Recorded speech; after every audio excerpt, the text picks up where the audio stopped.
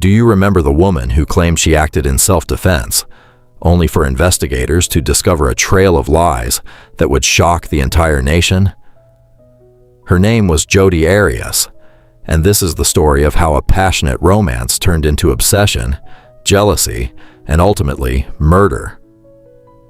The story begins in 2006. Jodi Arias was 26 years old and living in California. Friends described her as outgoing, artistic, and ambitious. At the time, she worked various jobs and was searching for direction in life. Then one evening, everything changed. Jodi attended a business conference in Las Vegas. It was there that she met a charismatic young man named Travis Alexander. Travis was 29 years old. He lived in Mesa, Arizona. He worked as a motivational salesman and was known for his confidence, charm, and ability to inspire people. Many people admired him. He had a large circle of friends. He was active in his church, and he appeared to have a bright future ahead of him. When Jodi and Travis met, there was an immediate connection. The two spent hours talking, laughing, sharing personal stories. And before long, they began a long-distance relationship. At first, things seemed perfect. Jodi quickly became deeply attached to Travis. She even converted to the Mormon faith, something many people saw as a sign of her commitment to the relationship.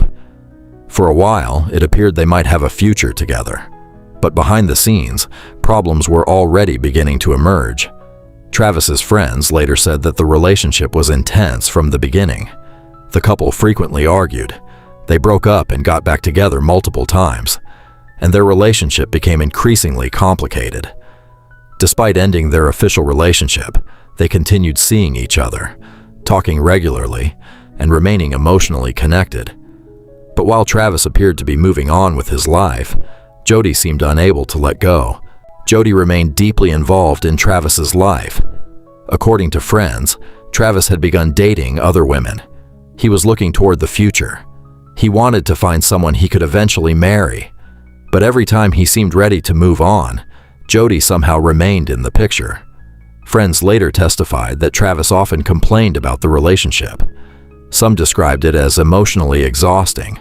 Others claimed he felt trapped between ending things completely and maintaining some form of friendship. Meanwhile, Jodi's attachment to Travis was growing stronger, not weaker, and that frightened some of the people around him. Several friends later reported strange incidents. Travis claimed someone had accessed his social media accounts.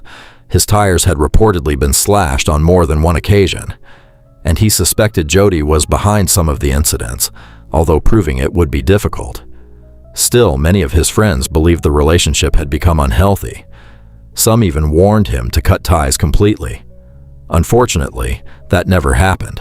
Then came June 4th, 2008, a day that would change everything. That morning, Jodi Arias began her journey to meet Travis. She traveled from California toward Arizona. But detectives would later discover that she had taken unusual steps before the trip. A firearm had gone missing from her grandparents' home days earlier. She also rented a car for the journey. And in an unusual move, she selected a vehicle with a different color than her own and paid in cash for some purchases along the way. At the time, none of this seemed significant. When she arrived at his home, nothing seemed unusual. The two spent time together, talked, laughed, and even took photographs.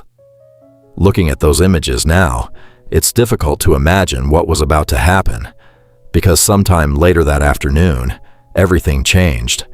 Prosecutors believe Travis was caught off guard, and Jodi attacked him inside the bathroom area of the house. A violent struggle followed. Travis attempted to defend himself and move away, but the attack continued. Travis suffered multiple stab wounds and a severe wound to his throat. He also sustained a gunshot wound. Unfortunately, he did not survive the attack. By the time it was over, Travis Alexander was dead. Jodi immediately began trying to remove evidence linking her to the crime. Photographs taken that day were deleted from a digital camera. The camera itself was placed inside a washing machine. Then she left Arizona and later acted as though she had never been there at all.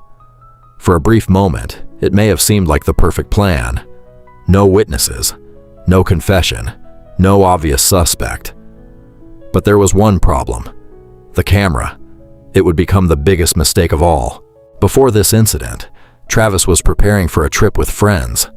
People expected to see him, but suddenly, nobody could reach him. Calls went unanswered. Text messages went unanswered. Days passed without anyone hearing from him. For Travis, that was unusual. Very unusual. His friends immediately sensed that something wasn't right. Concerned, several of them decided to visit his home in Mesa, Arizona. What they discovered would shock everyone. Inside the house, Travis Alexander was found dead. The scene was horrific. Investigators immediately knew they were dealing with a homicide. The news spread quickly through Travis's community. Friends were devastated. Family members demanded answers. And detectives began searching for whoever had committed the crime. At first, investigators had very few leads. There were signs that someone had been inside the house, but there were no obvious answers, no clear suspect, no confession, nothing that immediately explained what had happened. Then detectives discovered something unexpected: a digital camera, and that camera would become one of the most important pieces of evidence in the entire case. At first glance, it appeared damaged. Someone had attempted to delete the photographs stored on it, but investigators sent the camera to forensic specialists, and what they recovered would completely change the investigation. Hidden among the deleted files were photographs taken on the day Travis died. Some showed Travis alive, inside his home, only hours before his death. But as investigators continued reviewing the images, they found something even more shocking.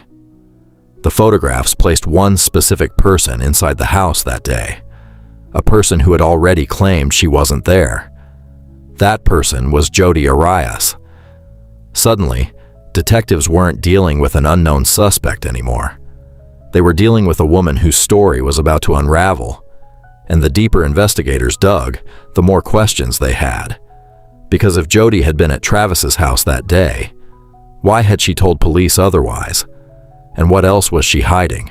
At first, Jodi told investigators she hadn't been anywhere near Travis's home on the day he died. According to her, she knew nothing about what had happened. She claimed she was hundreds of miles away. But the evidence told a different story. The recovered photographs placed her inside the house. The timestamps matched the day of the murder. And suddenly, her original story collapsed. Faced with this evidence, Jodi changed her account. Now she admitted being at Travis's home, but she insisted she wasn't responsible for his death. Instead, she claimed that two unknown intruders had entered the house and attacked both of them. According to this version of events, she managed to escape while Travis was killed. Investigators searched for evidence supporting her story.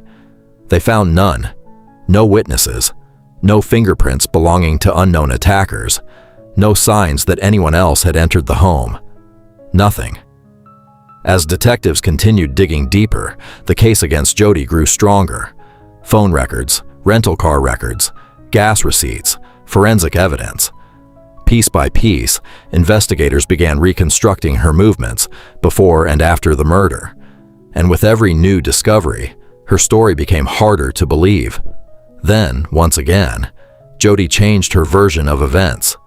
This time, she admitted she had been present when Travis died, but now she claimed she acted in self-defense. According to Jodi, Travis had become violent, and she feared for her life. It was yet another dramatic shift from her previous statements.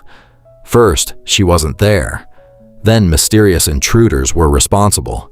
Now it was self-defense.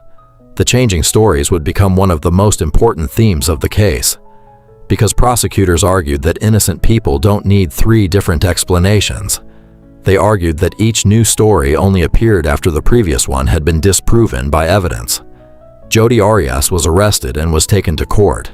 The judge imposed a sentence of life in prison without the possibility of parole. Jodi Arias would spend the rest of her life behind bars. Subscribe to this channel for more real American mysteries, investigations, and shocking true stories.